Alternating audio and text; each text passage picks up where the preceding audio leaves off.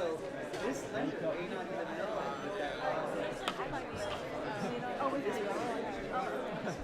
that. So in today's FT, there's a couple of interesting articles. I draw your attention to one in the first section on page 6, China to lift foreign access to markets.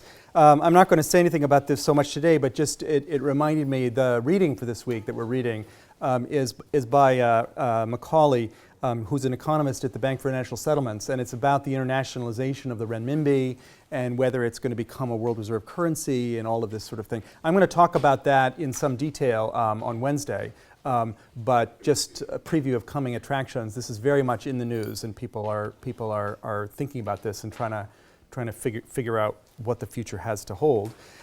More connected to today's lecture is in the second section of the FT on page 19. There's an article here, Europe's money market funds look farther afield. And I'll just quote you here.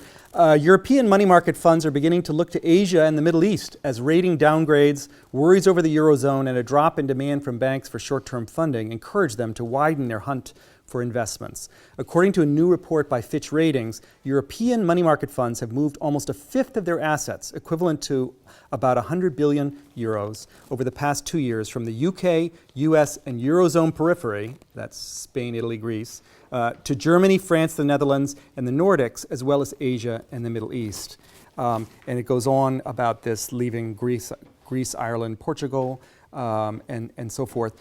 What I particularly want to just draw your attention to, there's 100 billion euros. So these things have exchange rate consequences, right? When you're moving money like this around from one area to another. And so it's a good in modern money markets where exchange rates are flexible. This volatility of exchange rates that I showed you last time is partly a consequence of that, and partly this is a result of that. People are trying to avoid being in currencies that are going to depreciate and so forth.